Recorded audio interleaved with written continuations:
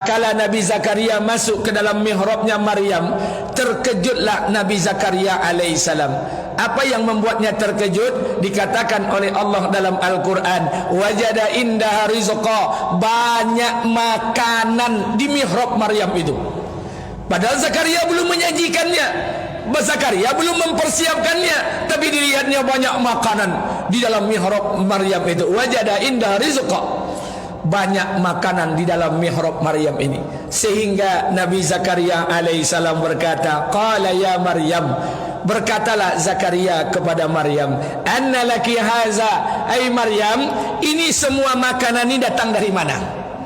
Qalat, berkatalah Maryam kepada Nabi Zakaria alaihissalam, huwa min indillah, ini semua datang dari Allah.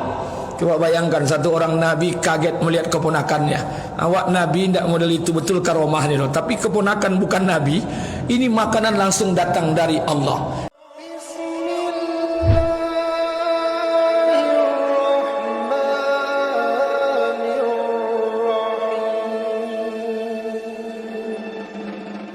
La ilaha illa wal hayyul qayyum wa atubu ilaih. Assalamualaikum warahmatullahi wabarakatuh.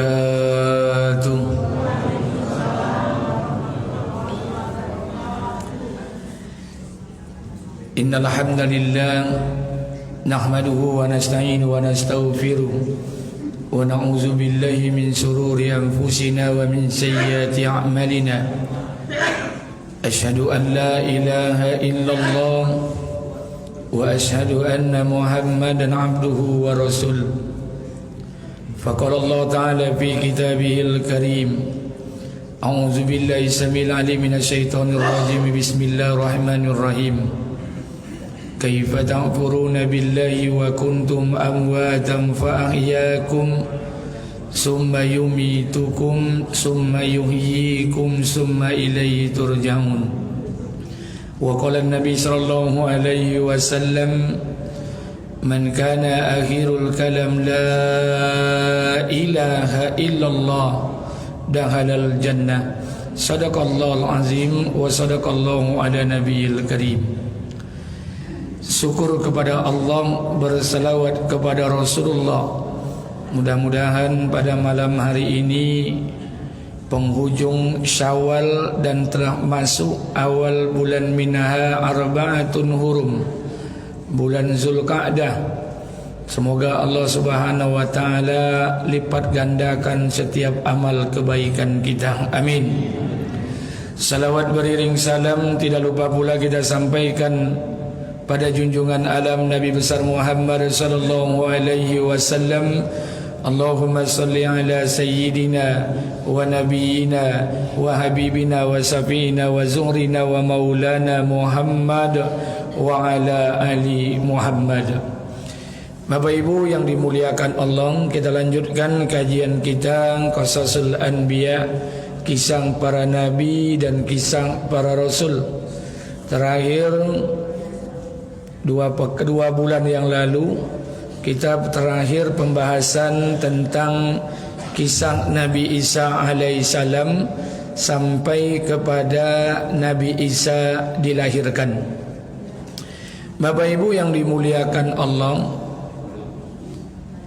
pada pertemuan terakhir sesuai dengan tanda yang saya tandai, bahwa kita terakhir membahas tentang Maryam, putri daripada Imran yang dipelihara oleh Nabi Zakaria alaihissalam.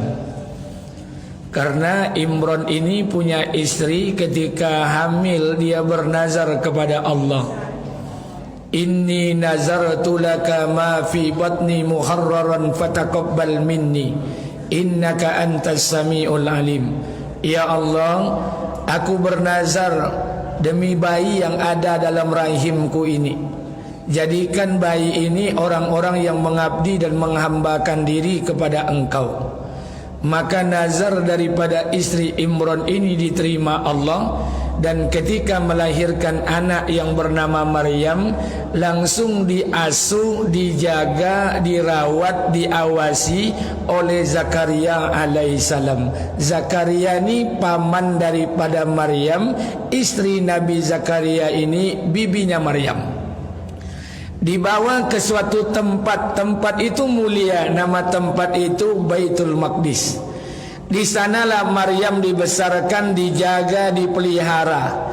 Dilahirkan dari dibesarkan di keluarga ayah yang baik, dilahirkan di rahim ibu yang baik, bahkan dijaga dengan penjagaan satu orang nabi yang baik. Kenapa Zakaria ini yang memelihara Maryam? Karena Zakaria itu ketika itu belum punya anak. Dia belum memiliki anak. Maka Zakaria lah yang menjaga Maryam dan membesarkannya di mihrab yang dibuat di sekitaran Baitul Maqdis, sampai Maryam itu tumbuh menjadi wanita-wanita yang terbaik. Terakhir juga pembahasan kita, sampai suatu ketika Zakaria alaihissalam, biasanya setiap hari Nabi Zakaria itu datang menyelesaikan keperluan buat keponakannya ini Maryam, makan minum. Karena Maryam ni hobinya beribadah saja. Tidak ada aktivitas dunia lainnya. Tapi kalau kita bawa hari ini, tentu masyarakat jamaah akan komplain. Pak Ustadz, agama tu agama juga, kojo tu kojo juga. Kalau hidup seperti Maryam, gilo beribadah, bukankah Islam melarang hidup versi kerahiban? Jadi saya ingin sampaikan, ini pilihan kita sebetulnya Pak. Makanya saya katakan buat jamaah yang dirahmati Allah, ada di antara kita hari ini yang sibuk untuk urusan agama, sehingga saking sibuknya dengan agama, terlihat seolah-olah dia tak mengurus dunia mereka, padahal dunia mereka itu besar di belakang mereka. Tapi ada orang yang sibuk dengan urusan dunia, tapi tak sempat lagi memikirkan agama. Yang nampak tu mereka sibuk dengan dunia, sehingga agama tu tak wujud lagi dalam kehidupan mereka. Ini pilihan saja. Bapak Ibu yang dimuliakan Allah, tidak usah menjas bahwa orang yang sibuk beramal saja sehingga mereka melupakan dunia. Saya pikir mereka bukan melupakan dunia, mereka telah mempersiapkan dunia mereka jauh-jauh hari sebelumnya. Jadi tidak usah terlalu kita menjas. Bahkan Allah Subhanahu wa taala katakan dalam Al-Qur'an, selepas solat itu bertebaranlah kalian di muka bumi. Bertebaranlah kalian di muka bumi mencari rizkiku. Itu kan bagi orang yang bakojo, yang lu nampak zoki. Kalau model ambo kini pamonyo, ambo punya sawit kini sampai ratu kapling. Penghasilan ambo sebulan sampai ratu juta. Lolok-lolok aja mau soji biasa je nya. Kenapa itu ambo sampai ratu juta sebulan? Jadi tidak usah kita menjas. Walaupun nanti ada sebagian mungkin di antara kita yang sibuk beramal saja, biarkan, tidak ada masalah. Walaupun Islam tidak mengajarkan kerahiban, tapi yang terbaiknya ikut syariat saja. Bertebarlah kalian di muka bumi ini untuk mencari rizki Allah. Ketika Maryam ini sibuk beribadah, maka Nabi Zakaria ini menyempurnakan semua keperluannya. Makan minum disempurnakan oleh Zakaria. Bayangkan, satu orang Nabi berkhidmat kepada keponakannya. Keponakannya ini bukan Nabi Pak, bukan pula wali, tapi Nabi berkhidmat kepada Maryam nih. Zakaria alaihissalam menyiapkan makan minumnya. Sampai suatu ketika dalam Al-Quran diceritakan oleh Allah, kullama dahala alaiha Zakaria al-mihrab, tak kala Nabi Zakaria masuk ke dalam mihrab, ruangan Maryam itu, yang Maryam sibuk ibadah saja. Kullama dahala alaiha Zakaria al-mihrab, tak kala Nabi Zakaria masuk ke dalam mihrabnya Maryam, terkejutlah Nabi Zakaria alaihissalam. Apa yang membuatnya terkejut? Dikatakan oleh Allah dalam Al-Quran, wajada indaha rizqa, banyak makanan di mihrab Maryam itu. Padahal Zakaria belum menyajikannya, Zakaria belum mempersiapkannya, tapi dilihatnya banyak makanan di dalam mihrab Maryam itu. Wajada indah rizqa, banyak makanan di dalam mihrab Maryam ini. Sehingga Nabi Zakaria alaihissalam berkata, qala ya Maryam, berkatalah Zakaria kepada Maryam, anna laki haza, ay Maryam, ini semua makanan ini datang dari mana? Qalat, berkatalah Maryam kepada Nabi Zakaria alaihissalam, huwa min Coba bayangkan satu orang Nabi kaget melihat keponakannya. Awak Nabi tidak model itu, betul karomahnya loh. Tapi keponakan bukan Nabi. Ini makanan langsung datang dari Allah. Innallaha yarzuqu man yasha'u bighairi hisab. Maka kelebihan-kelebihan seperti ini, keimanan-keimanan Maryam yang sibuk hari-hari memperbaiki dirinya agar taat, agar dekat dengan Allah, maka Allah menjadi tanggung jawab penuh untuk menyempurnakan segala keperluannya. Jadi kalau kita ni habiskan masa kita beribadah, Pak, untuk dekat dengan Allah, tidak sibuk lagi ngurus aib orang, sibuk ngurus aib sendiri, terkadang kita tak sempat, terkurang menjalankan aktivitas, maka sudah menjadi tanggung jawab Allah untuk menyempurnakan segala keperluan kita. Dan ini cerita ini dulu sudah disampaikan oleh Allah buat Bani Israel yang terdampar di lembah Tin. Ayat yang dibacakan imam tadi, wa zalalna alaikumul ghamama wa anzalna alaikumul manna wassalwa. Kami turunkan makanan yang terbaik buat Bani Israel. Makanan itu manna dan salwa. Bukan hanya makanan, bukan hanya rumah, tapi juga air diberikan Allah. Wa izistasqa Musa liqaumihi faqulna idrib bi'asakal hajar fanfajarat min husnata asrata aina. Kami keluarkan 12 mata air dari batu yang sangat besar. Air itu mengalir selama 40 tahun tidak pernah berhenti mengalir. Cerita ini bukan cerita baru, dulu telah diulang-ulang oleh Allah dalam Quran. Jadi makanya hadirin yang dimuliakan Allah, orang kalau habiskan masanya untuk agama, sibuk untuk perkara agama, terkadang agak sedikit terbengkalai untuk urusan dunia, sibuk dia memperbaiki hatinya, maka Allah bertanggung jawab penuh untuk menyempurnakan segala keperluan hidupnya. Hari ini kita ni Pak, kadang-kadang beragama ni lucu. Pengajian setiap anytime, every time. Di mana ada ustaz tiba, di mana ada kajian datang. Tapi mengaji ini tidak membuat kita dekat dengan Allah, maka kadang-kadang membuat kita jauh dari Allah. Berapa banyak orang yang pengajian hubud dunia, berapa banyak orang yang pengajian cinta dengan dunianya berlebih-lebihan, sehingga mengalahkan kecintaan mereka dengan kematian bertemu dengan Allah.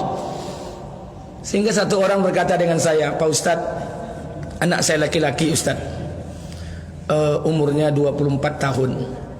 Kalau dapat Ustaz, anak saya ini sudah bekerja. Ini wirid jemaah pengajian saya, tidak perlu saya sebut di masjid mana, pokoknya di Pekanbaru. Dia telepon saya, jumpa saya. Di mana jumpa? Itu dekat soto Pak Imam Jalan Paus. Saya lagi makan soto di sana, jumpa dia duduk sama suaminya. Ustaz, anak kami laki-laki Ustaz, anak kami ini pegawai negeri Ustaz. Kok dapat Ustaz, memang kami kok memang selektif gini untuk memilih minantu kami Ustaz. Alhamdulillah. Seperti apa orang yang ibu mau? Kenapa kalau stok betino banyak sebian? Kenapa saya katakan ya, karena mahasiswa saya banyak, kawan-kawan saya yang siap ta'aruf banyak. Saya bilang, kok dapat Ustaz orang awak? Nam pertama umurnya jangan sampai lobi pada anak ambo. Dan kedua, kok dapat minantu ambo yang cewek tu Ustaz? Kok dapat pegawai negeri pulau? Kok dapat Ustaz nyo pakai jilbab panjang, pakai cadar lembut Ustaz, jangan ada kasar seketek pun. Lah banyak cito sampai nyo sakit kepala ambo. Kalau itu syarat nan ibu sampein, omo betino tu jadi bini ambo boleh. Kita ni lucu Pak. Kita ni kan kadang-kadang beramal ni pingin kadang-kadang yang terbaik. Terkadang orang beriman tu Pak, menerima kadang-kadang yang tak cocok dengan hati, itu sikap iman. Maka dari mana kita bisa melihat menjas bahwa diri kita ni sukses dalam bidang pengajian? Makin ngaji makin angan-angan makin tinggi, makin ngaji makin kriteria makin hebat, makin ngaji makin kecintaan dunia tu makin berlebihan. Maka lihat satu orang sahabat. Jadi ada satu orang sahabat, saya baru beberapa minggu ini juga baca kisah itu. Tapi saya baca kisah itu menangis. Saya menangis, sudah itu saya ketawa. Karena Nabi mengikuti menangis dan tertawa. Apa kisahnya? Satu orang sahabat namanya Julaibib radhiyallahu an. Itu kisahnya masyhur. Bapak boleh baca dalam Hikayatus Sahabah. Julaibib ini bukan nama aslinya. Bahkan dalam para sejarah mencatat hampir tidak mengetahui nama aslinya. Julaibib ini tidak dikenal asal usulnya, artinya ayahnya siapa, omaknya siapa. Jadi kalau orang Arab tidak dikenal kabilahnya, sukunya, itu dianggap aib. Karena Julaibib ini orang yang sudahlah ketek, bontet, semekot lah, hitam, buruk, rambut keriting, hidung pesek, la ilaha illallah, sempurna. Bahkan dikatakan dalam Nabi, Julaibib itu selalu berjalan tanpa alas kaki, karena kakinya pecah-pecah. Julaibib tidak punya rumah. Dia punya rumah namanya dia termasuk kalangan ahlu suffah. Ahlu suffah itu adalah orang yang tinggal di masjid Nabi yang bersebelahan dengan rumah Nabi. Jadi kalau ada makanan dikasih Nabi, makan. Kalau tidak ada makanan, puasa. Itu namanya ahlu suffah. Ketika itu berjumlah 100 orang ahlu suffah, termasuk dalamnya Julaibib radhiyallahu an. Seorang Arab menganggap Julaibib ini antara ada dan tiada. Datanglah, ndaklah. Kau kalau bahasa awak sama dengan timun bungkuk, Pak. Masuk tapi ndak baik tuang kau dong. Tiba-tibalah, ndaklah, ndak tibonya awak keputusan buat jo. Tibonya ndak jo mempengaruhi, itu namanya timun bungkuk. Ini Julaibib. Tapi ketika perang dia barisan terdepan. Ketika Uhud dia barisan terdepan. Ketika salat berjamaah dia barisan terdepan. Suatu ketika Nabi datang kepadanya pagi hari habis salat subuh. Kata Nabi, Julaibib, kapan kamu menikah? Kata Julaibib dengan senyum, tidak ada bahasa underestimate, tidak ada bahasa yang mengecilkan segala ciptaan Allah. Senyum dia. Kata Julaibib, ya Rasulullah, perempuan mana yang mau sama saya? Sudahlah ketek, hitam, miskin, tak tahu lagi kabilah dan nasab, tidak punya rumah, la ilaha illallah. Nabi tersenyum, Nabi pergi. Besoknya habis solat, Nabi datang lagi. Dipanggil lagi Julaibib, ya Rasulullah. Kata Nabi, wahai Julaibib, kapan kamu mau nikah? Kata Julaibib, ya Rasulullah, perempuan mana yang mau menikah dengan saya? Dengan underestimate, tapi mukanya tersenyum. Nabi pergi lagi. Yang ketiga, Nabi SAW pada hari yang ketiga memegang tangan Julaibib, berkata, wahai Julaibib, kapan kamu mau nikah? Kata Julaibib, ya Rasulullah, perempuan mana yang mau menikah dengan saya? Dipeganglah oleh tangannya Julaibib oleh Rasulullah, dibawalah salah seorang ke rumah tokoh orang-orang Ansor di Madinah. Assalamualaikum, waalaikumsalam. Mendengar Nabi datang ke rumahnya ini tuan rumahnya senang luar biasa. Apa kata tuan rumah? Sesungguhnya cahaya bulan dan matahari telah menerangi rumah-rumah kami. Wahai Rasul, apa gerangan kau datang ke rumah kami? Kata Nabi, aku ingin melamar putrimu. Maka kata ayahnya ini, alhamdulillah, tidak ada keberkahan yang lebih utama kecuali Rasulullah yang telah meminang putri kami. Kata Nabi, bukan aku meminangnya untuk Julaibib. Mendengar Julaibib, ayahnya ini tahu, la ilaha illallah, timun bungkuk. Laki-laki pengangguran, tidak punya pekerjaan, tidak punya rumah, tidak punya nasab, tidak punya kedua orang tua, tidak punya kabilah, tidak punya sandal, tidak punya apa-apa. Kata ayahnya ini berbicara dengan Nabi, ya Rasulullah, saya akan rundingkan dulu dengan istri saya. Ini kan bahasa-bahasa penolakan. Dari zaman dulu tuh memang bahasa penolakan halus. Saya akan rundingkan dulu dengan istri saya Rasulullah. Rasulullah masih berdiri. Kemudian dia berbicara. Apa kata istrinya? Bagaimana mungkin putri kita akan dijodohkan dengan orang yang tidak bernasab, tidak punya harta? Lantas seperti apa kehidupan putri kita? Terjadi perdebatan. Ketika terjadi perdebatan itu, putrinya itu mendengar dari balik tirai. Apa kata putrinya? Wahai ayah, ibu, ya ummah, ya abah. Wahai ayah, wahai ibu, siapa yang telah melamarkan diriku? Kata mereka, Rasulullah. Maka dia bacakan satu ayat dalam Quran. Ayat itu menceritakan ketika ketentuan-ketentuan telah ditetapkan oleh Allah dan Rasulnya. Patutkah bagi kalian untuk menetapkan, untuk beralih pada pandangan selain yang ditetapkan Allah dan Rasulnya? Istri anaknya ini setuju karena yang melamarkan itu Rasulullah Sallallahu Alaihi Wasallam. Maka terjadilah pernikahan ketika itu. Julaibib, la ilaha illallah, tentu tidak pede, Pak.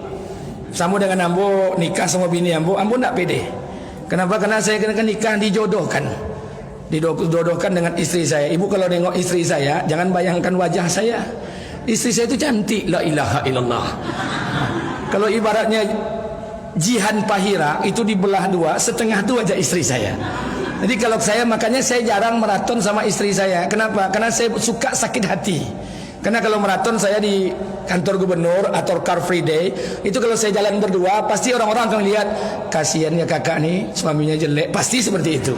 Maka daripada saya sakit hati, saya putuskan saya tidak pernah maraton sama istri saya.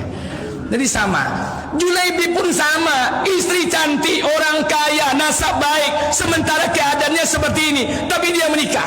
Pada malam pengantin, Julaibib berkata pada istrinya, wahai istriku, apakah kau menyesal menikah dengan aku? Kata istrinya, wahai suamiku, apakah aku menyesal? Yang paling aku sesalkan bukan menikah dengan engkau, tapi ketika aku menolak permintaan Rasulullah sallallahu alaihi wasallam. Tak lama setelah itu datang Umar bin Khattab mengumpulkan seluruh kaum muslimin berkumpul di masjid, kerana Nabi akan berangkat menuju ke medan pertempuran.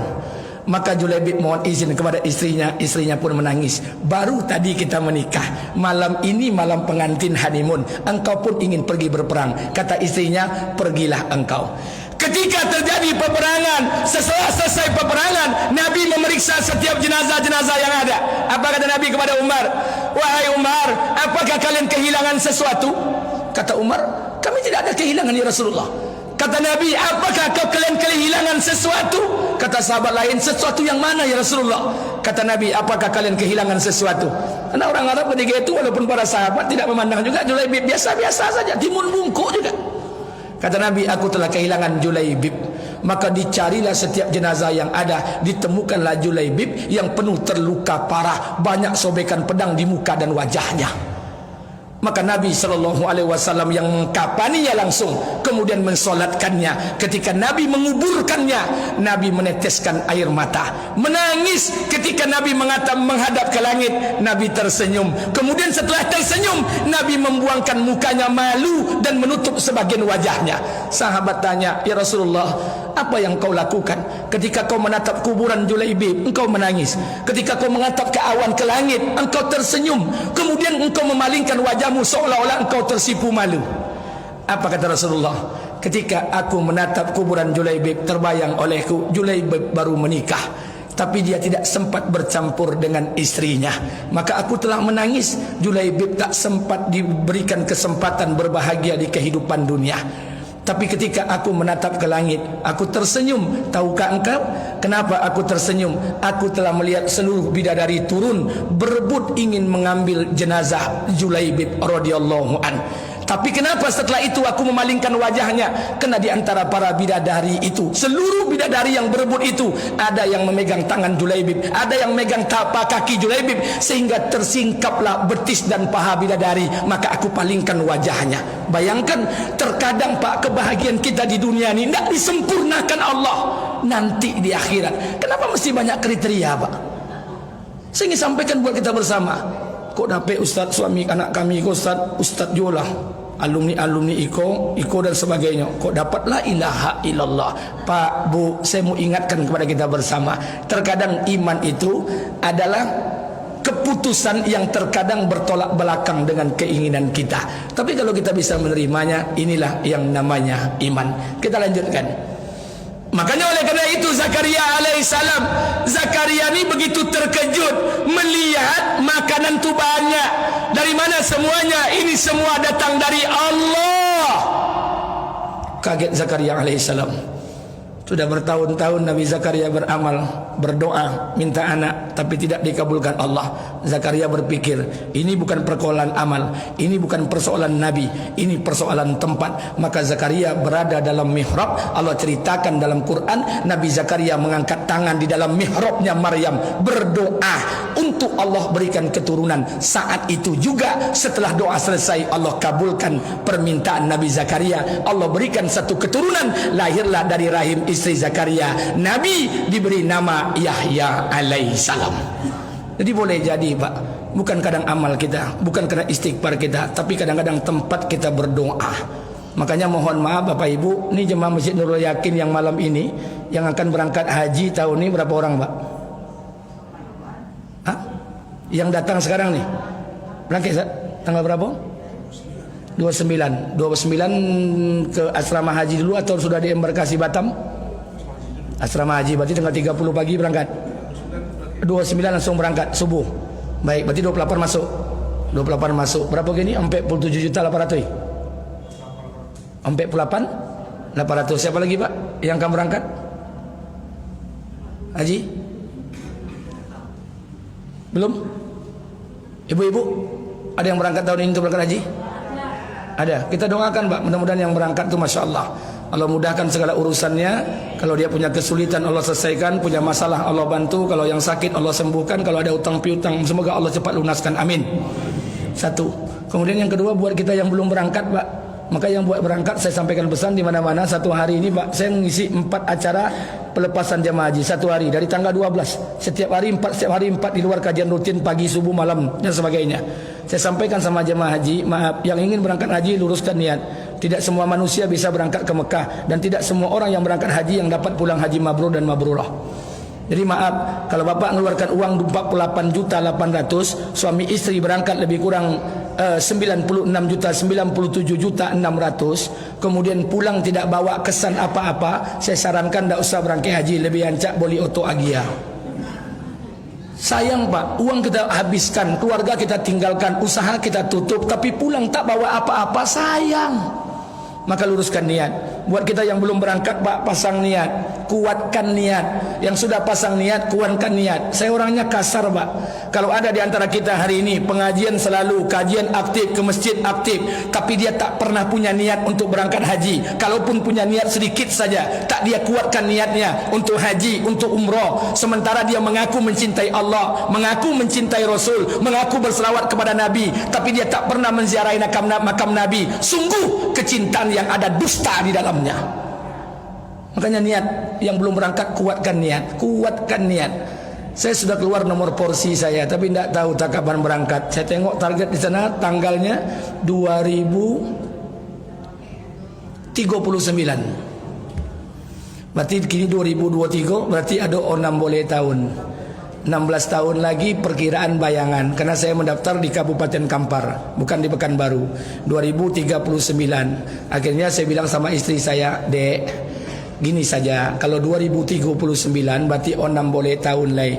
Umur Abi sekarang 41, ditambah 6 boleh tahun, berarti lebih kurang 57-58 tahun. Lah dokek 60 tahun lah dokek nak pensiun. Saya bawalah istri saya, tekenlah di notaris perjanjian. Kalau seandainya besok abang mati sebelum umur sampai berangkat haji, adik pasti menikah lagi. Jangan jatah haji abang dikasih sama suami baru, berikan sama anak laki-laki kita yang nomor 2. Sebaliknya, kalau bini ambo mati, pasti ambo kawin lagi. Saya tidak akan berikan jatah haji istri saya kepada istri baru, saya berikan kepada anak perempuan saya yang paling tua. Tekan di notaris. Karena kita tidak tahu, Pak Ustaz, kalau lama model itu Ustaz, gimana caranya Ustaz? Apakah kita menarik ibadah uang haji kita? Tidak usah. Bapak Ibu tugasnya minta maaf. Urusan dimaafkan atau tidak bukan urusan kita. Bapak Ibu menanam padi, urusan daun tumbuh, buah tumbuh bukan urusan kita. Karena salah satu ibadah yang diatur oleh negara ya ibadah haji. Bapak Ibu tabung saja, siapkan nomor porsi, selesai. Urusan berangkat kapan bukan urusan kita. Kalau panjang umur, Allah berangkatkan kita ke Mekah Al-Mukarramah. Kalau wafat sebelum berangkat, semoga wafat kita pahala ibadah haji Allah berikan kepada kita. Amin. Selesai. Jadi tidak usah kita mengambil kesimpulan sendiri, Pak. Ya pemerintah kita tidak jelas, tidak usah, Pak. Kita ini kadang-kadang suka menjas. Makanya mohon maaf, saya ingin sampaikan buat kita bersama, buat yang berangkat haji, doakan kami yang tinggal, Bang, ya. Doakan kami yang tinggal, doakan mudah-mudahan tahun depan kami bisa berangkat melaksanakan ibadah haji dan umroh. Kalaupun haji mungkin berapa lama, insya Allah mudah-mudahan ibadah umroh. Tapi saya juga mohon doa kepada ibu-ibu sekalian. Saya mohon doa betul, karena insya Allah tahun depan saya punya niat yang sangat kuat, dan insya Allah sedang mengumpulkan sedikit harta sedikit saja. Saya ingin melaksanakan haji furada tahun depan. Insya Allah melaksanakan haji furada diperkirakan 250 sampai 300 juta. Jadi insya Allah sebelum saya berangkat haji regular, saya akan tunaikan ibadah haji minimal tahun depan saya bisa berangkat. Mohon doa, semoga Allah kabulkan keinginan saya. Amin. Baik Bapak Ibu yang dimuliakan Allah, kita lanjutkan. Maka ketika Maryam itu melihat keadaan di mihrab tadi, Zakaria alaihissalam melihat keadaan itu, dia menyangka ini keponakannya bukan orang biasa, ini luar biasa. Apakah berhenti sampai di sana? Tidak. Kalau keimanan satu orang hamba sudah betul, maka yang datang selanjutnya bermulailah ujian. Jadi kalau iman sudah betul, Pak, ujian mulai datang. Ujian mulai datang. Apa ujian yang pertama? Ujian yang pertama diutus malaikat Jibril kepada Maryam. Datang Jibril kepada Maryam. Apa kata Jibril? Wahai Maryam, sesungguhnya Allah dengan kudratullah, telah memberikan engkau anugerah yang sangat besar. Akan lahir dari rahimmu, dan engkau akan hamil, akan lahir satu keturunan yang diangkat jadi nabi dan rasul. Maka dikatakan oleh Maryam, apa yang disampaikan Jibril ini Maryam tidak percaya. Ya maklum saja, karena keimanan mulai betul, ujian datang. Allah Subhanahu wa taala berkata dalam Quran surat Maryam, qalat inni a'udzu birrahmani minka in kunta taqiyya. Apa dikatakan Maryam? Maryam berkata, wahai sesungguhnya aku berlindung kepada Tuhan yang Maha Pengasih jika engkau orang-orang yang bertakwa. Maryam ragu dengan apa yang disampaikan Jibril. Tapi lambat laun, hari demi hari, bulan demi bulan, perut Maryam makin besar, makin besar, makin besar. Maka Maryam pun keluar dari Baitul Maqdis, mulai mengasingkan diri, karena sudah mulai merasa berbadan dua. Maryam tidak pernah bersuami, tidak pernah disentuh oleh laki-laki, tidak pernah berzina. Logika Maryam, ini maaf Pak, kita ini tentu berbicara syariat. Tapi kadang-kadang Allah tuh berbuat itu Pak dengan kudratullah. Kudratullah tuh Allah bisa berbuat dengan sebab, Allah bisa berbuat tanpa sebab, atau Allah bisa berbuat berlawanan dengan sebab. Itu suka-suka Allah. Kalau orang hamil, secara syariatnya tentu dia punya suami dan istri secara syariat. Tapi ada orang hamil tidak punya suami. Ini secara syariat kan tidak masuk di logika kita. Tapi mudah saja kalau Allah ingin bertindak itu apa saja, kudratullah, dengan kehendaknya. Allah bisa berbuat satu perkara dengan sebab. Contoh, dek makan konyang, karena asbab makan ini Allah berikan kenyang dengan sebab. Yang kedua, Allah boleh berbuat tanpa sebab, tanpa makan Allah bisa berikan kenyang. Allah ceritakan kisah Ashabul Kahfi, ratusan tahun tertidur tapi hidup tak makan tak minum tanpa sebab. Allah bisa berbuat sesuatu bertentangan dengan sebab. Apa contohnya? Ketika Nabi Nuh alaihissalam membuat kapal, kemudian kapal itu dibuat oleh Nabi Nuh. Kaum Nabi Nuh tak terima dengan apa yang disampaikan Nabi Nuh. Akhirnya seluruh kaum Nabi Nuh pada pagi hari naik ke atas kapal Nabi Nuh, membuang semua kotorannya di atas kapal Nabi Nuh. Nabi Nuh menyaksikan itu, saking iri, dengki dan sakit hatinya kaum Nabi Nuh kepada Nuh alaihissalam. Dia buang semua kotoran ke dalam kapal Nabi Nuh alaihissalam. Dalam kisah yang lain diceritakan, takdir berubah, keputusan Allah luar biasa. Allah memberikan satu wabah, satu penyakit pada kaum Nabi Nuh. Penyakitnya tidak ada obat ketika itu, kecuali mereka mandi dengan kotoran mereka sendiri. Akhirnya yang membuang cirik tadi lah mandi pula di cirik mereka masing-masing, bertentangan dengan sebab. Suka-suka Allah Pak. Makanya kita tidak bisa, kalau Allah sudah berbicara kudratullah, dengan keinginan Allah, suka-suka Allah. Boleh jadi orang miskin yang berangkat haji, boleh jadi orang kaya sampai kini pun tak pernah berangkat haji. Kesehatan ada, uang ada, keimanan ada, tapi mungkin dosa-dosanya penghalang. Allah halangi mereka untuk sampai ke Mekah Al-Mukarramah. Makanya berapa kali saya ngisi acara pelepasan jemaah haji sebelum corona 2016-17. Ketika itu Pak Bupati Mursini atau Pak Sukarmis dikirim saya ke daerah Lubuk Jambi, Kuantan Mudik, la ilaha illallah, hulu Kuantan sana. Sampai saya baca doa, tidak bisa saya masuk rumahnya. Tidak bisa saya masuk rumahnya baca doa pelepasan haji. Pak Bupati ketika itu di kabupaten, saya dikirim ke hulu Kuantan, lurus pelosok. Tidak bisa saya masuk rumahnya. Kenapa tidak bisa masuk rumahnya? La ilaha illallah, rumahnya itu lebih ancak kandang ayam awak dibandingkan rumahnya. Tapi berangkat laki bini Pak. Awak pegawai negeri laki bini, oto tiga ome berlimpik-limpik, la ilaha illallah. Tidak je berangkat sampai gini. Ditanya dia Allah, kenapa tidak berangkat? Allah ada panggilan le Ustaz. Panggilan mana je le? Setiap hari orang manggil labbaik Allahumma labbaik, labbaik la syarika laka labbaik, innal hamda wa ni'mata laka wal mulk la syarika lah. Maka minta ampun pada Allah, doa pada Allah. Jangan-jangan ada dosa dan maksiat sehingga Allah izinkan kita bertemu dengan Mekah Al-Mukarramah. Makanya doa pada Bapak Ibu yang dimuliakan Allah. Pak Ustaz, haji kini mahal Ustaz, sampai 48 juta 800. Berdua laki bini 97 juta, di mana PPT? Pak, untuk bayar panza sampai juta sebulan selama 5 tahun bisa. Masa untuk ke Mekah tidak bisa? 4 juta panza sebulan Pak, 5 tahun kredit dia. Tunggang tunggi awak mencari siang malam subuh bisa. Tapi kenapa untuk berangkat haji 47 juta? Kalau 4 juta sebulan 10 bulan yang selesai.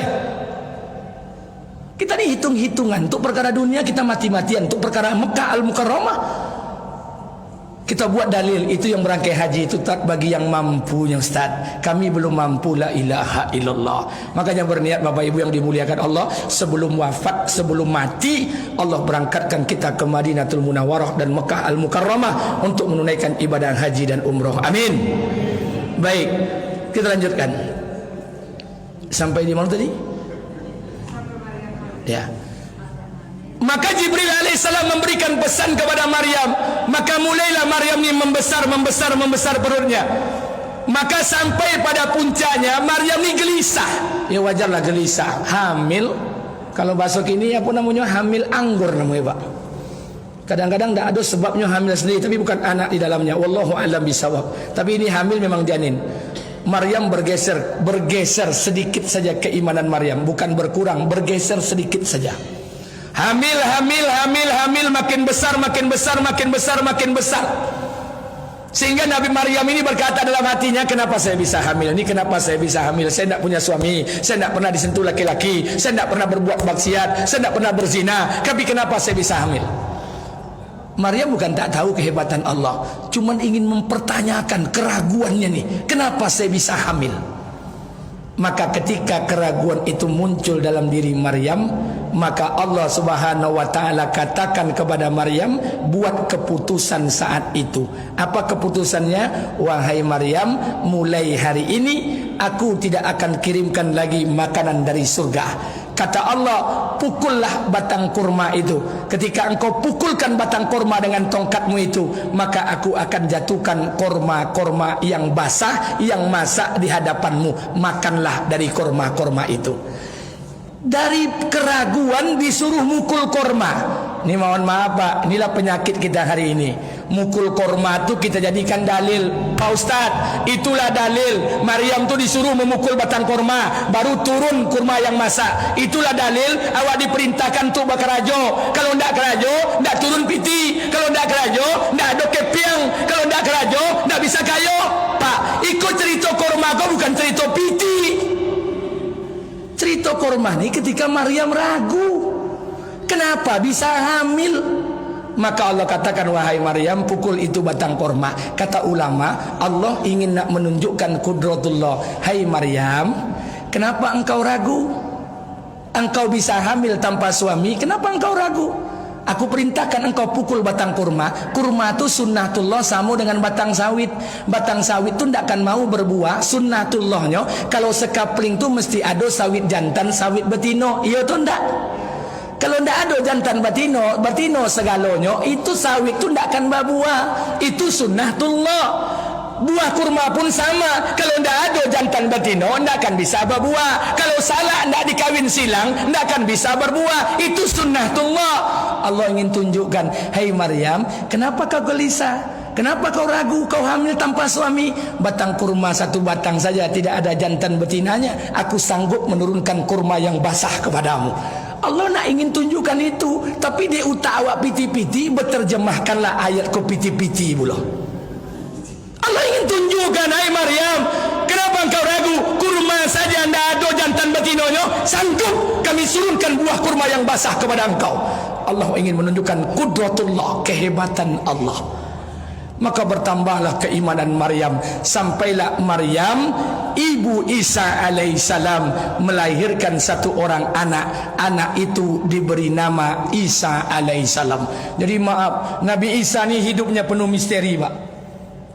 Ibunya Maryam saja melahirkan hamilnya penuh misteri. Ketika dilahirkan Isa, misteri. Ketika Isa ini wafat, penuh misteri. Luar biasa, banyak tanda tanya. Hamil, tak ada suami. Lahir nanti Isa, penuh misteri. Ketika Isa wafat, diangkat ke langit, penuh dengan misteri. Nabi Allah Subhanahu wa ta'ala. Makanya orang-orang kafir menyangka bahwa Nabi Isa ini adalah umat akhir zaman, bahwa Nabi Isa ini adalah Nabi akhir zaman. Karena Nabi Isa dengan Rasulullah punya kemiripan akhlak yang sangat luar biasa, sama. Makanya orang-orang Nasrani menyangka bahwa Isa ini adalah Nabi dari yang dikatakan oleh Allah kurun umat yang terakhir. Itu rupanya tidak. Makanya dilahirkanlah dari Maryam Isa alaihissalam. Ketika Isa lahir, orang-orang datang, hai Maryam, ahli pezina, wahai Maryam, perempuan tak baik, wahai Maryam, terserah apa namanya, Kalau bahasa kita apa nama sekarang Pak? Kalau Indonesia ini kan suka melembut-lembutkan bahasa. Maaf, kalau dulu perempuan tak elok tu namanya apa Pak? Hah?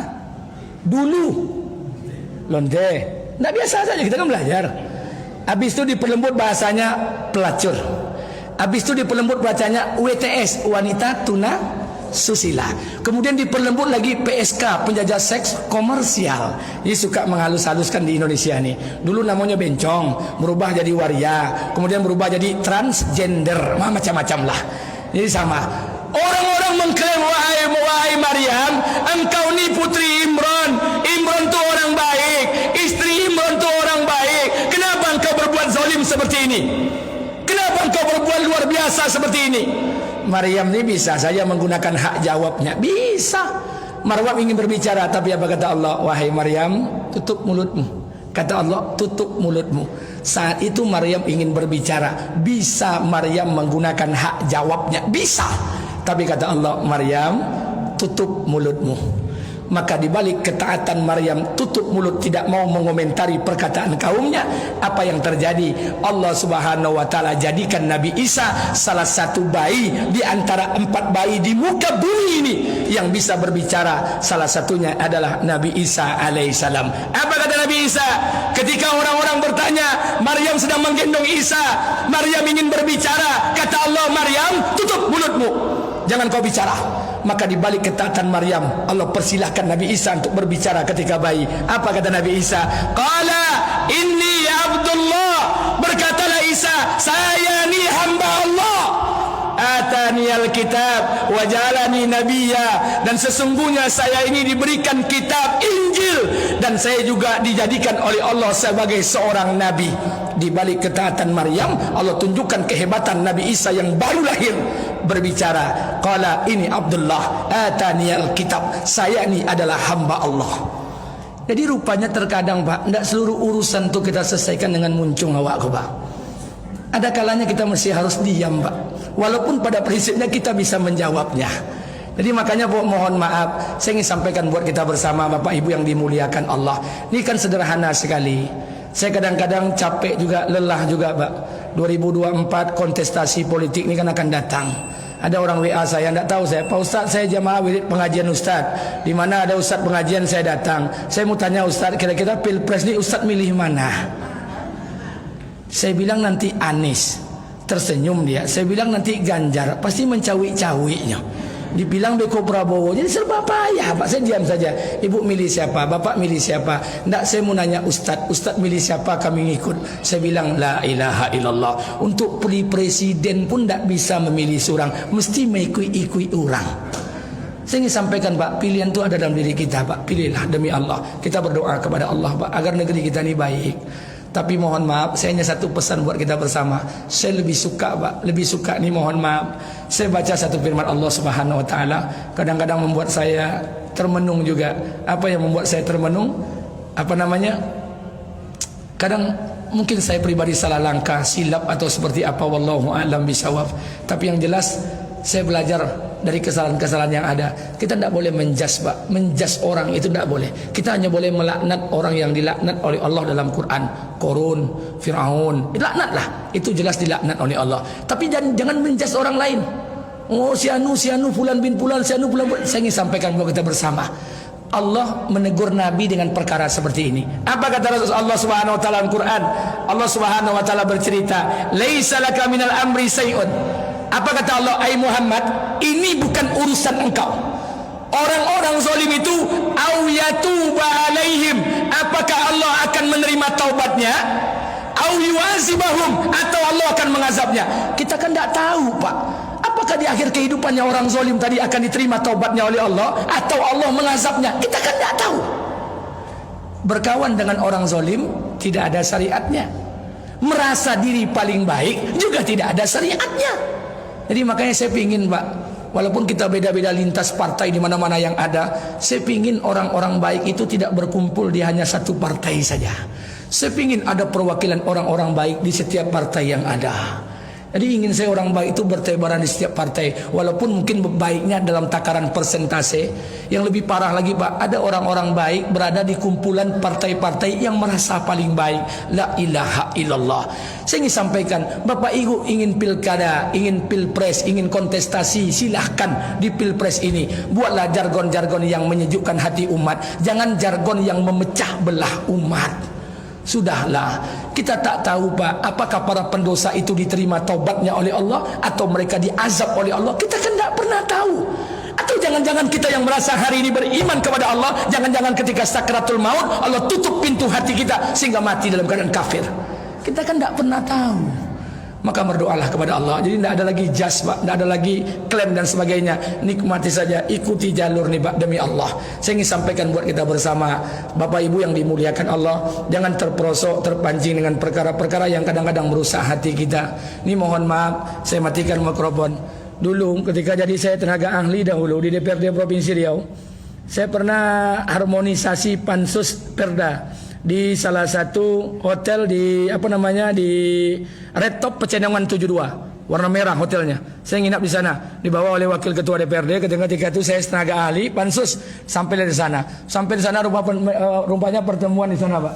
Siapa aja pertemuan? Ketika itu masih ada Pak Surya Dharma Ali P3, ada SBY, ada Bu Megawati, ada macam-macam lah, Pak Hasim dan sebagainya, ramai petinggi-petinggi. Saya baru sekali itu melihat pejabat-pejabat Pak.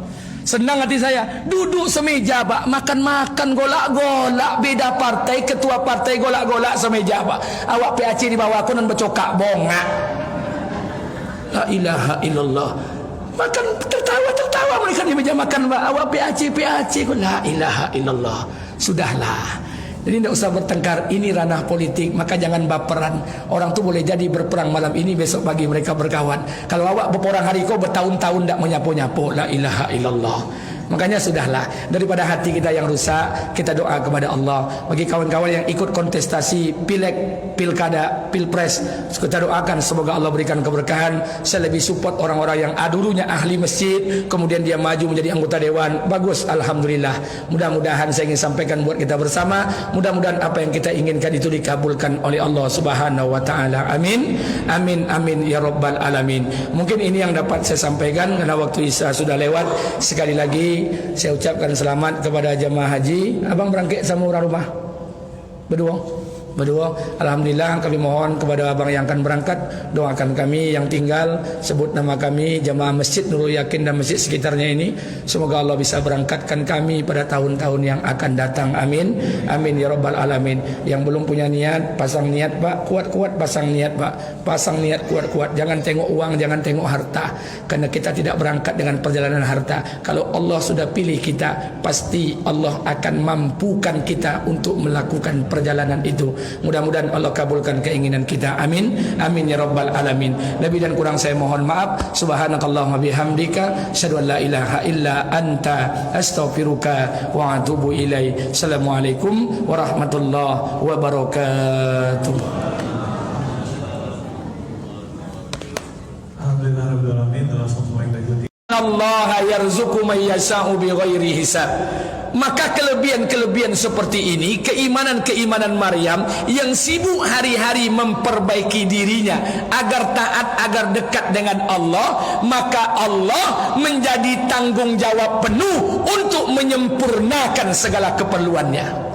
Jadi kalau kita ni habiskan masa kita beribadah Pak, untuk dekat dengan Allah, tidak sibuk lagi ngurus aib orang, sibuk ngurus aib sendiri, terkadang kita tak sempat, terkurang menjalankan aktivitas, maka sudah menjadi tanggung jawab Allah untuk menyempurnakan segala keperluan kita. Dan ini cerita ini dulu telah disampaikan oleh Allah buat Bani Israel yang terdampar di lembah Tin. Ayat yang dibacakan imam tadi, wa zalalna alaikumul ghamama wa anzalna alaikumul manna wassalwa. Kami turunkan makanan yang terbaik buat Bani Israel. Makanan itu manna dan salwa. Bukan hanya makanan, bukan hanya rumah, tapi juga air diberikan Allah. Wa izistasqa Musa liqaumihi faqulna idrib bi'asakal hajar fanfajarat min husnata asrata aina. Kami keluarkan 12 mata air dari batu yang sangat besar. Air itu mengalir selama 40 tahun tidak pernah berhenti mengalir. Cerita ini bukan cerita baru, dulu telah diulang-ulang oleh Allah dalam Quran. Jadi makanya hadirin yang dimuliakan Allah, orang kalau habiskan masanya untuk agama, sibuk untuk perkara agama, terkadang agak sedikit terbengkalai untuk urusan dunia, sibuk dia memperbaiki hatinya, maka Allah bertanggung jawab penuh untuk menyempurnakan segala keperluan hidupnya. Hari ini kita ni Pak, kadang-kadang beragama ni lucu. Pengajian setiap anytime, every time. Di mana ada ustaz tiba, di mana ada kajian datang. Tapi mengaji ini tidak membuat kita dekat dengan Allah, maka kadang-kadang membuat kita jauh dari Allah. Berapa banyak orang yang pengajian hubud dunia, berapa banyak orang yang pengajian cinta dengan dunianya berlebih-lebihan, sehingga mengalahkan kecintaan mereka dengan kematian bertemu dengan Allah. Sehingga satu orang berkata dengan saya, Pak Ustaz, anak saya laki-laki Ustaz, umurnya 24 tahun. Kalau dapat Ustaz, anak saya ini sudah bekerja. Ini wirid jemaah pengajian saya, tidak perlu saya sebut di masjid mana, pokoknya di Pekanbaru. Dia telepon saya, jumpa saya. Di mana jumpa? Itu dekat soto Pak Imam Jalan Paus. Saya lagi makan soto di sana, jumpa dia, duduk sama suaminya. Ustaz, anak kami laki-laki Ustaz, anak kami ini pegawai negeri Ustaz. Kok dapat Ustaz, memang kami kok memang selektif gini untuk memilih minantu kami Ustaz. Alhamdulillah, seperti apa orang yang ibu mau. Kenapa kalau stok betino banyak sebian.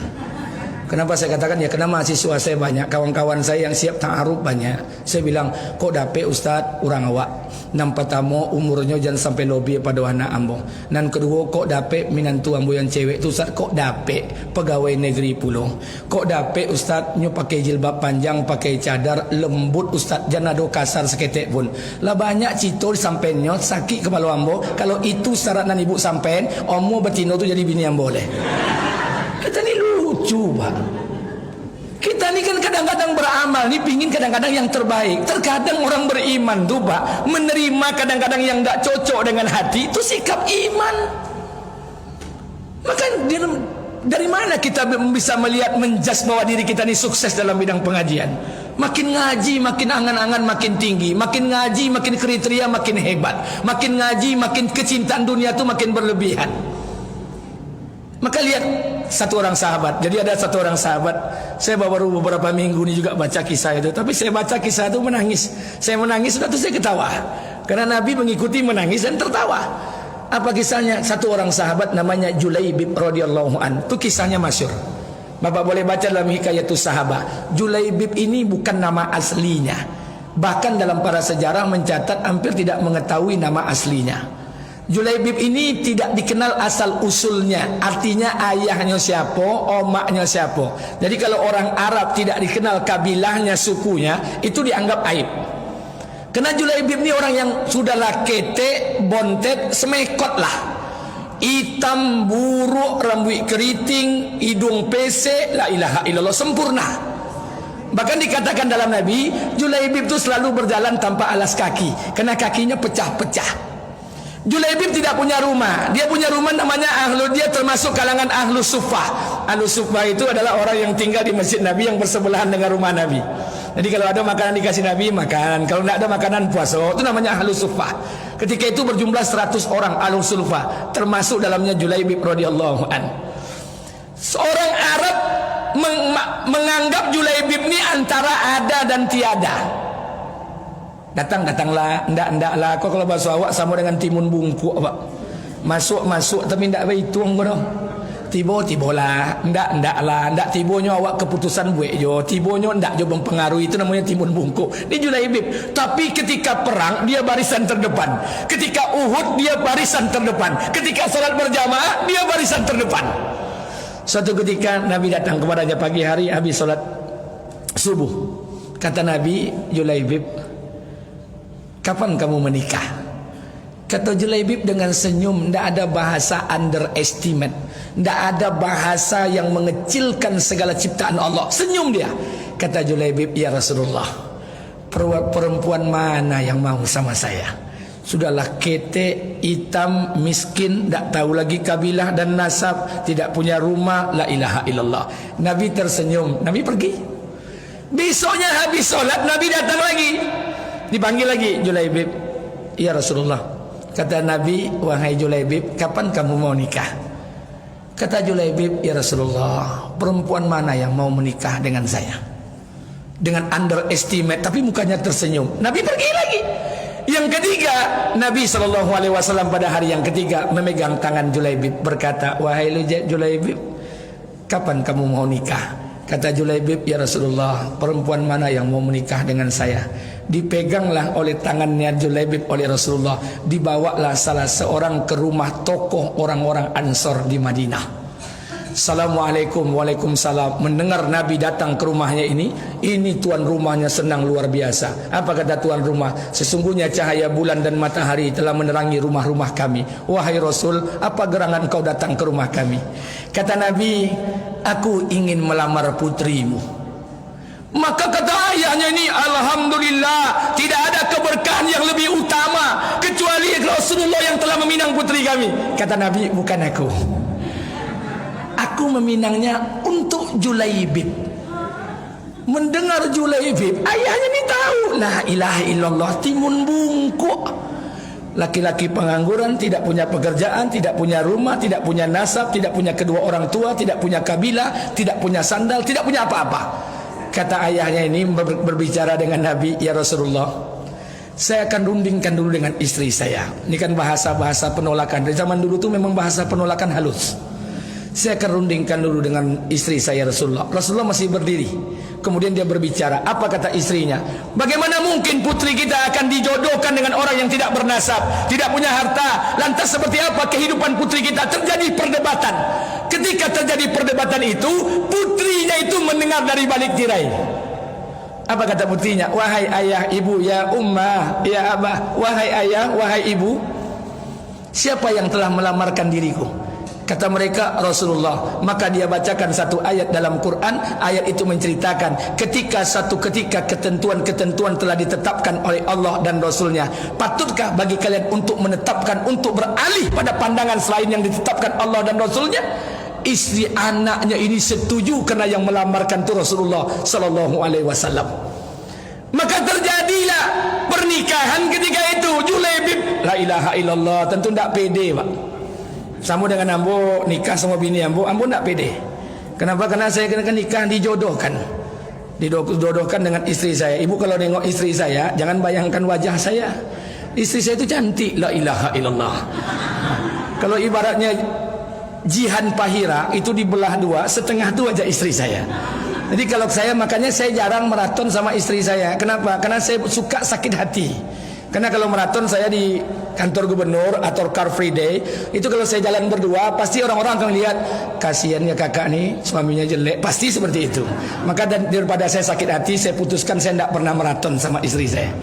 Jadi sama, Julaibib pun sama, istri cantik, orang kaya, nasab baik, sementara keadaannya seperti ini, tapi dia menikah. Pada malam pengantin, Julaibib berkata pada istrinya, wahai istriku, apakah kau menyesal menikah dengan aku? Kata istrinya, wahai suamiku, apakah aku menyesal? Yang paling aku sesalkan bukan menikah dengan engkau, tapi ketika aku menolak permintaan Rasulullah Sallallahu Alaihi Wasallam. Tak lama setelah itu datang Umar bin Khattab, mengumpulkan seluruh kaum muslimin berkumpul di masjid, kerana Nabi akan berangkat menuju ke medan pertempuran. Maka Julaibib mohon izin kepada istrinya. Istrinya pun menangis. Baru tadi kita menikah, malam ini malam pengantin honeymoon, engkau pun ingin pergi berperang. Kata istrinya, pergilah engkau. Ketika terjadi peperangan, setelah selesai peperangan, Nabi memeriksa setiap jenazah-jenazah yang ada. Apa kata Nabi kepada Umar? Wahai Umar, apakah kalian kehilangan sesuatu? Kata Umar, kami tidak ada kehilangan ya Rasulullah. Kata Nabi, apakah kalian kehilangan sesuatu? Kata sahabat lain, sesuatu yang mana ya Rasulullah? Kata Nabi, apakah kalian kehilangan sesuatu? Karena orang Arab ketika itu, walaupun para sahabat tidak memandang juga Julaibib biasa-biasa saja, timun bungkuk juga. Kata Nabi, aku telah kehilangan Julaibib. Maka dicarilah setiap jenazah yang ada, ditemukanlah Julaibib yang penuh terluka parah, banyak sobekan pedang di muka dan wajahnya. Maka Nabi SAW yang mengkapaninya langsung, kemudian mensolatkannya. Ketika Nabi menguburkannya, Nabi meneteskan air mata, menangis. Ketika Nabi menghadap ke langit, Nabi tersenyum. Kemudian setelah tersenyum, Nabi membuangkan mukanya malu dan menutup sebagian wajahnya. Sahabat tanya, "Ya Rasulullah, apa yang kau lakukan? Ketika kau menatap kuburan Julaibib, engkau menangis. Ketika kau menatap ke awan ke langit, engkau tersenyum. Kemudian engkau memalingkan wajahmu seolah-olah engkau tersipu malu." Apa kata Rasulullah? "Ketika aku menatap kuburan Julaibib, terbayang olehku Julaibib baru menikah, tapi dia tidak sempat bercampur dengan istrinya. Maka aku telah menangis. Julaibib tak sempat diberikan kesempatan berbahagia di kehidupan dunia. Tapi ketika aku menatap ke langit, aku tersenyum. Tahukah engkau kenapa aku tersenyum? Aku telah melihat seluruh bidadari turun berebut ingin mengambil jenazah Julaibib radhiyallahu an. Tapi kenapa setelah itu aku memalingkan wajahnya? Kena di antara para bidadari itu, seluruh bidadari yang berebut itu, ada yang memegang tangan Julaibib, ada yang memegang tapak kaki Julaibib, sehingga tersingkaplah betis dan paha bidadari. Maka aku palingkan wajahnya." Bayangkan, terkadang Pak, kebahagiaan kita di dunia ini tidak disempurnakan Allah nanti di akhirat. Kenapa mesti banyak kriteria, Pak? Saya ingin sampaikan buat kita bersama. Kok dapat Ustaz suami anak kami, Ustaz Jola, alumni Iko dan sebagainya. Kok dapat la ilaha illallah. Pak, Bu, saya mau ingatkan kepada kita bersama, terkadang iman itu adalah keputusan yang terkadang bertolak belakang dengan keinginan kita. Tapi kalau kita bisa menerimanya, inilah yang namanya iman. Kita lanjutkan. Makanya oleh karena itu Zakaria alaihissalam, Zakaria ini begitu terkejut melihat makanan itu banyak. Dari mana semuanya? Ini semua datang dari Allah. Kaget Zakaria alaihissalam. Sudah bertahun-tahun Nabi Zakaria beramal, berdoa, minta anak, tapi tidak dikabulkan Allah. Zakaria berpikir, ini bukan persoalan amal, ini bukan persoalan Nabi, ini persoalan tempat. Maka Zakaria berada dalam mihrab. Allah ceritakan dalam Quran, Nabi Zakaria mengangkat tangan di dalam mihrabnya Maryam, berdoa untuk Allah berikan keturunan. Saat itu juga setelah doa selesai, Allah kabulkan permintaan Nabi Zakaria. Allah berikan satu keturunan, lahirlah dari rahim istri Zakaria Nabi, diberi nama Yahya alaihissalam. Jadi boleh jadi, Pak, bukan kadang amal kita, bukan karena istighfar kita, tapi kadang-kadang tempat kita berdoa. Makanya mohon maaf Bapak Ibu, ini jemaah Masjid Nurul Yakin yang malam ini yang akan berangkat haji tahun ini berapa orang, Pak? Hah? Yang datang sekarang nih berangkat tanggal berapa? 29 ke asrama haji dulu atau sudah di embarkasi Batam? Asrama haji berarti tanggal 30 pagi berangkat, 29 langsung berangkat subuh. Baik, berarti 28 masuk. 28 masuk. Berapa gini? 47.800. 48.800. Siapa lagi, Pak, yang akan berangkat haji? Belum? Ibu-ibu, ada yang berangkat tahun ini untuk berangkat haji? Ada. Kita doakan, Pak, mudah-mudahan yang berangkat itu Masya Allah, Allah mudahkan segala urusannya.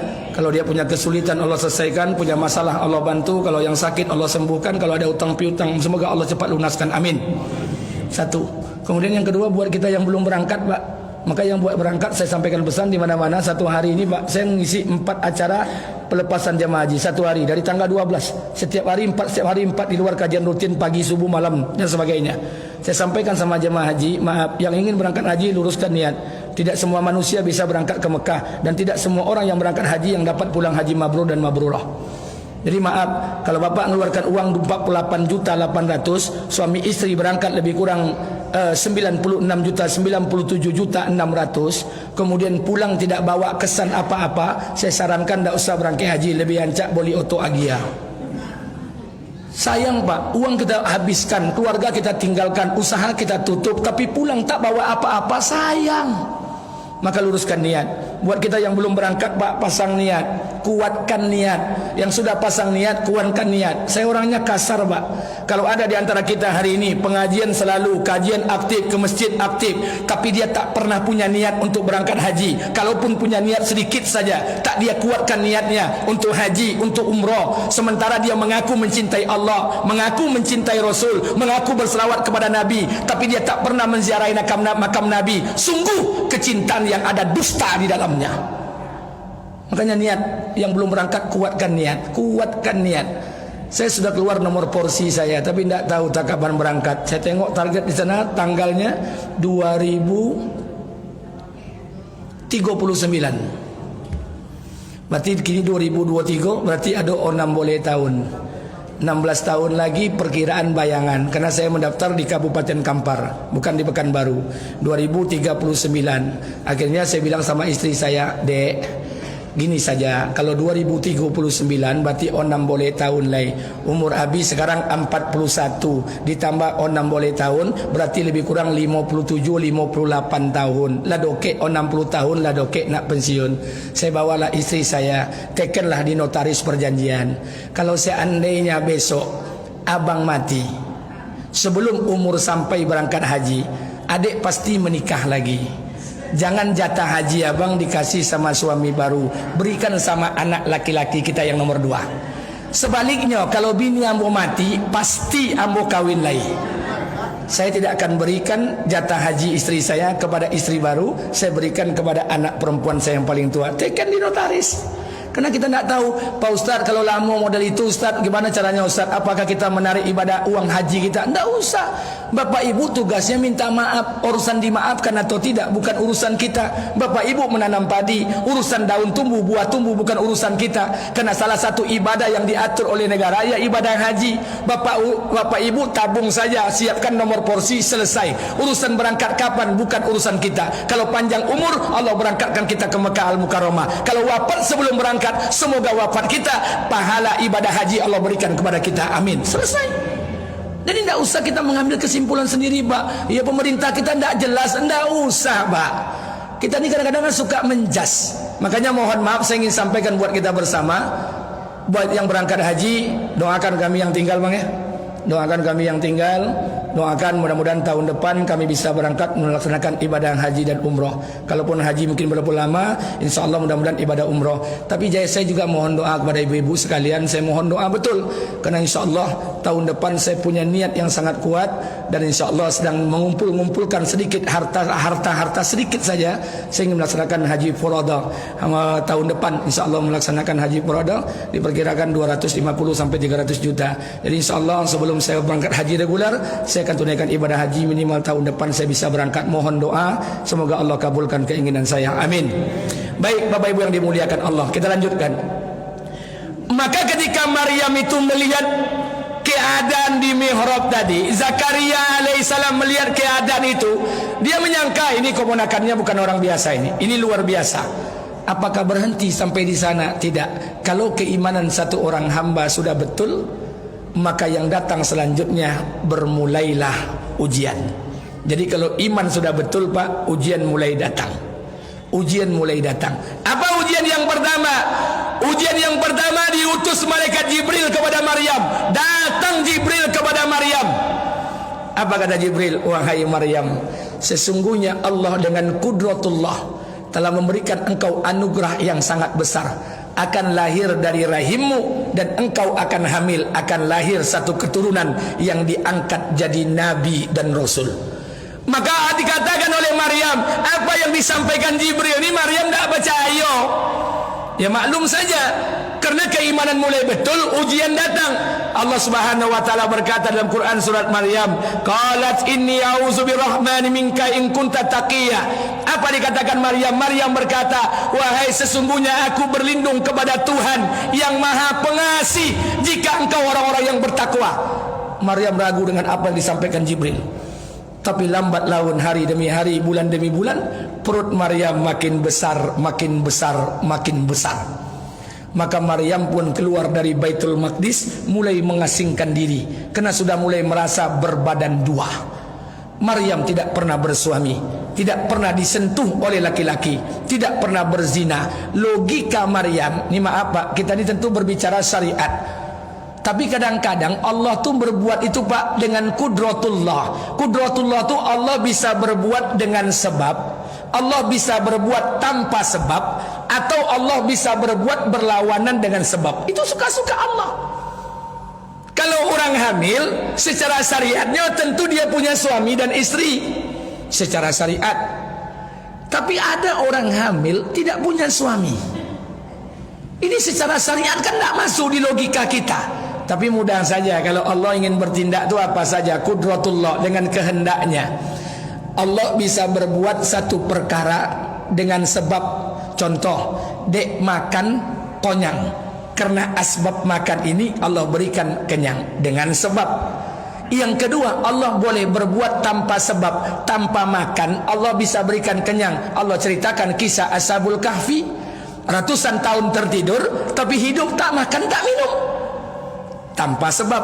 Allah bisa berbuat sesuatu bertentangan dengan sebab. Apa contohnya?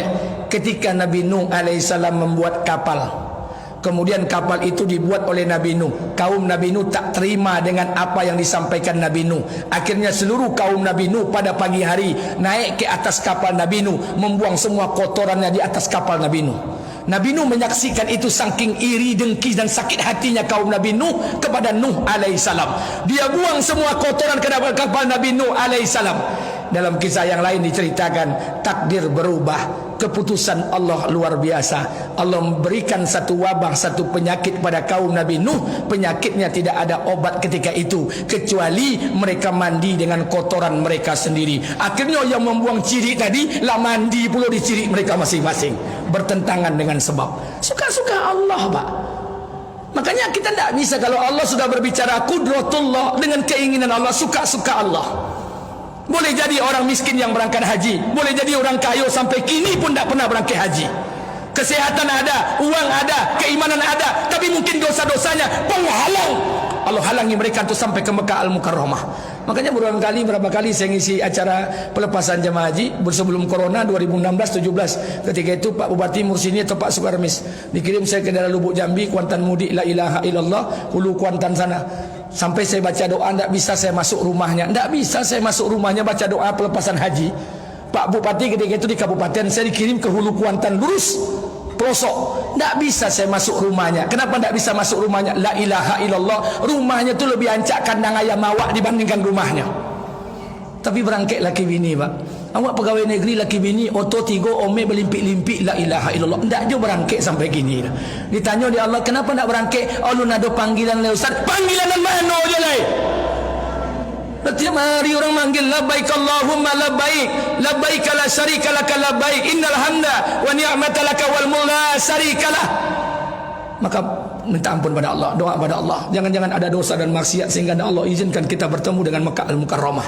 Makanya doa pada Bapak Ibu yang dimuliakan Allah. Pak Ustaz, haji kini mahal Ustaz, sampai 48 juta 800. Berdua laki bini 97 juta di mana dapat PT. Pak, untuk bayar panza sampai juta sebulan selama 5 tahun bisa. Masa untuk ke Mekah tidak bisa? 4 juta panza sebulan Pak, 5 tahun kreditnya. Tunggang tunggi awak mencari siang malam subuh bisa. Tapi kenapa untuk berangkat haji 47 juta? Kalau 4 juta sebulan 10 bulan yang selesai. Kita ini hitung-hitungan. Untuk perkara dunia kita mati-matian. Untuk perkara Mekah Al-Mukarramah kita buat dalil. Itu yang berangkat haji itu tak bagi yang mampunya Ustaz. Kami belum mampu, la ilaha illallah. Makanya berniat Bapak Ibu yang dimuliakan Allah, sebelum wafat, sebelum mati, Allah berangkatkan kita ke Madinatul Munawwarah dan Mekah Al-Mukarramah untuk menunaikan ibadah haji dan umrah. Amin. Baik, kita lanjutkan. Sampai di mana tadi? Ya. Maka Jibril alaihissalam memberikan pesan kepada Maryam. Maka mulailah Maryam ini membesar perutnya. Maka sampai pada puncaknya Maryam ini gelisah. Ya wajarlah gelisah. Hamil. Kalau bahasa kini apa namanya? Hamil anggur namanya Pak. Kadang-kadang tidak ada sebabnya hamil sendiri, tapi bukan anak di dalamnya. Wallahu a'lam bishawab. Tapi ini hamil memang janin. Maryam bergeser sedikit saja keimanan Maryam, bukan berkurang, bergeser sedikit saja. Hamil, makin besar, sehingga Nabi Maryam ini berkata dalam hatinya, kenapa saya bisa hamil? Kenapa saya bisa hamil? Saya tidak punya suami, saya tidak pernah disentuh laki-laki, saya tidak pernah berbuat maksiat, saya tidak pernah berzina, tapi kenapa saya bisa hamil? Maryam bukan tak tahu kehebatan Allah, cuman ingin mempertanyakan keraguannya nih, kenapa saya bisa hamil? Maka ketika keraguan itu muncul dalam diri Maryam, maka Allah Subhanahu wa taala katakan kepada Maryam, buat keputusan saat itu. Apa keputusannya? Wahai Maryam, mulai hari ini aku tidak akan kirimkan lagi makanan dari surga. Kata Allah, pukullah batang kurma itu. Ketika engkau pukulkan batang kurma dengan tongkatmu itu, maka aku akan jatuhkan kurma-kurma yang basah, yang masak di hadapanmu. Makanlah dari kurma-kurma itu. Dari keraguan disuruh mukul kurma. Ini mohon maaf Pak, inilah penyakit kita hari ini.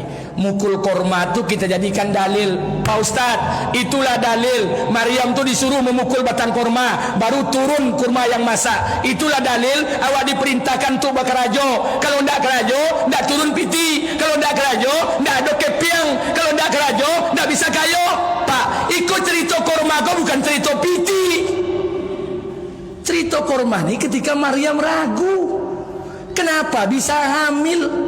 Maka Allah katakan, wahai Maryam, pukul itu batang kurma. Kata ulama, Allah ingin nak menunjukkan kudratullah. Hai Maryam, kenapa engkau ragu? Engkau bisa hamil tanpa suami, kenapa engkau ragu? Aku perintahkan engkau pukul batang kurma. Kurma itu sunnatullah, sama dengan batang sawit. Batang sawit itu tidak akan mau berbuah. Sunnatullahnya, kalau sekapling itu mesti ada sawit jantan, sawit betino. Iya tu tidak? Kalau tidak ada jantan batino segalanya, itu sawit itu tidak akan berbuah. Itu sunnatullah. Buah kurma pun sama. Kalau tidak ada jantan batino, tidak akan bisa berbuah. Kalau salah tidak dikawin silang, tidak akan bisa berbuah. Itu sunnatullah. Allah ingin tunjukkan, hai Maryam, kenapa kau gelisah? Kenapa kau ragu? Kau hamil tanpa suami? Batang kurma satu batang saja, tidak ada jantan betinanya. Aku sanggup menurunkan kurma yang basah kepadamu. Allah nak ingin tunjukkan itu, tapi dia utak awak piti-piti, berterjemahkanlah ayat ke piti-piti pula. Allah ingin tunjukkan, hai Maryam, kenapa engkau ragu? Kurma saja tidak ada jantan betinonya, sanggup kami surunkan buah kurma yang basah kepada engkau. Allah ingin menunjukkan kudratullah, kehebatan Allah. Maka bertambahlah keimanan Maryam, sampailah Maryam ibu Isa alaihissalam melahirkan satu orang anak. Anak itu diberi nama Isa alaihissalam. Jadi maaf, Nabi Isa ni hidupnya penuh misteri Pak. Ibunya Maryam saja melahirkan hamilnya penuh misteri. Ketika dilahirkan Isa, misteri. Ketika Isa ini wafat, penuh misteri. Luar biasa, banyak tanda tanya. Hamil, tak ada suami. Lahir nanti Isa, penuh misteri. Ketika Isa wafat, diangkat ke langit, penuh dengan misteri. Nabi Allah Subhanahu wa taala. Makanya orang-orang kafir menyangka bahwa Nabi Isa ini adalah umat akhir zaman, bahwa Nabi Isa ini adalah nabi akhir zaman. Karena Nabi Isa dengan Rasulullah punya kemiripan akhlak yang sangat luar biasa, sama.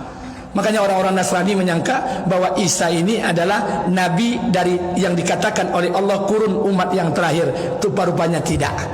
Makanya dilahirkanlah dari Maryam Isa alaihissalam. Ketika Isa lahir, orang-orang datang, hai Maryam ahli pezina, wahai Maryam perempuan tak baik, wahai Maryam, terserah apa namanya. Kalau bahasa kita apa nama sekarang Pak? Kalau Indonesia ini kan suka melembut-lembutkan bahasa. Maaf, kalau dulu perempuan dak elok tu namanya apa Pak? Hah? Dulu lonte. Tidak biasa saja, kita kan belajar. Habis itu diperlembut bahasanya pelacur. Habis itu diperlembut bahasanya WTS, wanita tuna susila. Kemudian diperlembut lagi PSK, penjajah seks komersial. Ini suka menghalus-haluskan di Indonesia nih. Dulu namanya bencong, berubah jadi waria, kemudian berubah jadi transgender, macam-macam lah. Jadi sama. Orang-orang mengklaim, wahai Maryam, engkau ni putri Imran. Imran tu orang baik, istri Imran tu orang baik. Kenapa engkau berbuat zalim seperti ini? Kenapa engkau berbuat luar biasa seperti ini? Maryam ini bisa saja menggunakan hak jawabnya. Bisa. Maryam ingin berbicara, tapi apa kata Allah? Wahai Maryam, tutup mulutmu. Kata Allah, tutup mulutmu. Saat itu Maryam ingin berbicara. Bisa Maryam menggunakan hak jawabnya? Bisa. Tapi kata Allah, Maryam, tutup mulutmu. Maka dibalik ketaatan Maryam tutup mulut, tidak mau mengomentari perkataan kaumnya, apa yang terjadi? Allah Subhanahu wa taala jadikan Nabi Isa salah satu bayi di antara 4 bayi di muka bumi ini yang bisa berbicara. Salah satunya adalah Nabi Isa alaihissalam. Apa kata Nabi Isa? Ketika orang-orang bertanya, Maryam sedang menggendong Isa, Maryam ingin berbicara, kata Allah, Maryam, tutup mulutmu, jangan kau bicara. Maka dibalik ketaatan Maryam, Allah persilahkan Nabi Isa untuk berbicara ketika bayi. Apa kata Nabi Isa? Qala inni Abdullah. Berkatalah Isa, saya ni hamba Allah. Atani al-kitab wa ja'alani nabiyya. Dan sesungguhnya saya ini diberikan kitab Injil, dan saya juga dijadikan oleh Allah sebagai seorang nabi. Di balik ketaatan Maryam, Allah tunjukkan kehebatan Nabi Isa yang baru lahir berbicara. Qala ini Abdullah atani al-kitab. Saya ini adalah hamba Allah. Jadi rupanya terkadang Pak, tidak seluruh urusan itu kita selesaikan dengan muncung awak Pak. Ada kalanya kita mesti harus diam Pak, walaupun pada prinsipnya kita bisa menjawabnya. Jadi makanya mohon maaf, saya ingin sampaikan buat kita bersama Bapak Ibu yang dimuliakan Allah. Ini kan sederhana sekali. Saya kadang-kadang capek juga, lelah juga Pak. 2024 kontestasi politik ini kan akan datang. Ada orang WA saya, tidak tahu saya, Pak Ustaz, saya jamaah wirid pengajian Ustaz. Di mana ada Ustaz pengajian saya datang. Saya mau tanya Ustaz, kira-kira pilpres ini Ustaz milih mana? Saya bilang nanti Anies. Tersenyum dia. Saya bilang nanti Ganjar. Pasti mencawik-cawiknya. Dibilang Beko Prabowo. Jadi serba payah Pak. Saya diam saja. Ibu milih siapa? Bapak milih siapa? Tidak, saya mau nanya Ustaz. Ustaz milih siapa? Kami ngikut. Saya bilang la ilaha illallah. Untuk pilih presiden pun tidak bisa memilih seorang. Mesti mengikui orang. Saya ingin sampaikan Pak, pilihan itu ada dalam diri kita Pak. Pilihlah demi Allah. Kita berdoa kepada Allah Pak, agar negeri kita ini baik. Tapi mohon maaf, saya hanya satu pesan buat kita bersama. Saya lebih suka Pak, lebih suka nih, mohon maaf. Saya baca satu firman Allah Subhanahu wa taala, kadang-kadang membuat saya termenung juga. Apa yang membuat saya termenung? Apa namanya? Kadang mungkin saya pribadi salah langkah, silap atau seperti apa, wallahu a'lam bishawab. Tapi yang jelas saya belajar dari kesalahan-kesalahan yang ada. Kita tidak boleh menjas Pak. Menjas orang itu tidak boleh. Kita hanya boleh melaknat orang yang dilaknat oleh Allah dalam Quran. Korun, Fir'aun, laknatlah. Itu jelas dilaknat oleh Allah. Tapi jangan menjas orang lain. Oh si anu, fulan bin fulan, si anu fulan. Saya ingin sampaikan buat kita bersama. Allah menegur Nabi dengan perkara seperti ini. Apa kata Allah Subhanahu wa taala dalam Quran? Allah Subhanahu wa taala bercerita, "Laisa laka minal amri syai'un." Apa kata Allah? Ai Muhammad, ini bukan urusan engkau. Orang-orang zalim itu au yatuba alaihim, apakah Allah akan menerima taubatnya? Au yuazibahum, atau Allah akan mengazabnya? Kita kan tidak tahu Pak. Apakah di akhir kehidupannya orang zalim tadi akan diterima taubatnya oleh Allah, atau Allah mengazabnya? Kita kan tidak tahu. Berkawan dengan orang zalim tidak ada syariatnya. Merasa diri paling baik juga tidak ada syariatnya. Jadi makanya saya pingin Pak, walaupun kita beda-beda lintas partai di mana-mana yang ada, saya pingin orang-orang baik itu tidak berkumpul di hanya satu partai saja. Saya pingin ada perwakilan orang-orang baik di setiap partai yang ada. Jadi ingin saya orang baik itu bertebaran di setiap partai. Walaupun mungkin baiknya dalam takaran persentase. Yang lebih parah lagi Pak, ada orang-orang baik berada di kumpulan partai-partai yang merasa paling baik. La ilaha illallah. Saya ingin sampaikan, Bapak Ibu ingin pilkada, ingin pilpres, ingin kontestasi, silahkan di pilpres ini. Buatlah jargon-jargon yang menyejukkan hati umat. Jangan jargon yang memecah belah umat. Sudahlah, kita tak tahu Pak, apakah para pendosa itu diterima taubatnya oleh Allah atau mereka diazab oleh Allah. Kita kan tak pernah tahu. Atau jangan-jangan kita yang merasa hari ini beriman kepada Allah, jangan-jangan ketika sakratul maut Allah tutup pintu hati kita sehingga mati dalam keadaan kafir. Kita kan tak pernah tahu.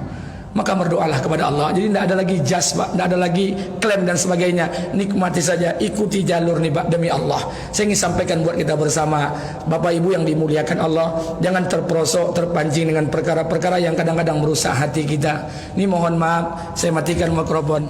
dulu ketika jadi saya tenaga ahli dahulu di DPRD Provinsi Riau, saya pernah harmonisasi pansus perda di salah satu hotel di di Red Top Pecenongan 72. Warna merah hotelnya. Saya nginap di sana, dibawa oleh wakil ketua DPRD. Ketika itu saya tenaga ahli pansus sampai di sana. Sampai di sana rupanya pertemuan di sana, Pak. Siapa yang pertemuan? Ketika itu masih ada Pak Surya Dharma Ali P3. Ada SBY, ada Bu Megawati, ada macam-macam lah, Pak Hasim dan sebagainya, ramai petinggi-petinggi. Saya baru sekali itu melihat pejabat-pejabat, Pak. Senang hati saya, duduk semeja, Pak, makan-makan golak-golak, beda partai, ketua partai golak-golak semeja, Pak. Awak PAC di bawah aku dan bercokak bongak. La ilaha illallah. Makan tertawa mereka di meja makan, Pak. Awak PAC, la ilaha illallah. Sudahlah. Jadi tidak usah bertengkar, ini ranah politik, maka jangan baperan. Orang tu boleh jadi berperang malam ini, besok pagi mereka berkawan. Kalau awak berperang hari kau bertahun-tahun tidak menyapu-nyapu, la ilaha illallah. Makanya sudahlah, daripada hati kita yang rusak, kita doa kepada Allah. Bagi kawan-kawan yang ikut kontestasi pileg, pilkada, pilpres, kita doakan semoga Allah berikan keberkahan. Saya lebih support orang-orang yang dulunya ahli masjid, kemudian dia maju menjadi anggota dewan. Bagus, alhamdulillah. Mudah-mudahan saya ingin sampaikan buat kita bersama, mudah-mudahan apa yang kita inginkan itu dikabulkan oleh Allah Subhanahu wa taala. Amin. Amin amin ya rabbal alamin. Mungkin ini yang dapat saya sampaikan karena waktu Isya sudah lewat. Sekali lagi saya ucapkan selamat kepada jemaah haji. Abang berangkat sama orang rumah? Berdua. Alhamdulillah, kami mohon kepada abang yang akan berangkat, doakan kami yang tinggal, sebut nama kami jemaah Masjid Nurul Yakin dan masjid sekitarnya ini. Semoga Allah bisa berangkatkan kami pada tahun-tahun yang akan datang. Amin. Amin ya rabbal alamin. Yang belum punya niat, pasang niat, Pak. Kuat-kuat pasang niat, Pak. Pasang niat kuat-kuat. Jangan tengok uang, jangan tengok harta. Karena kita tidak berangkat dengan perjalanan harta. Kalau Allah sudah pilih kita, pasti Allah akan mampukan kita untuk melakukan perjalanan itu. Mudah-mudahan Allah kabulkan keinginan kita. Amin. Amin ya rabbal alamin. Lebih dan kurang saya mohon maaf. Subhanakallahumma bihamdika asyhadu an la ilaha illa anta astaghfiruka wa atubu ilaik. Assalamualaikum warahmatullahi wabarakatuh.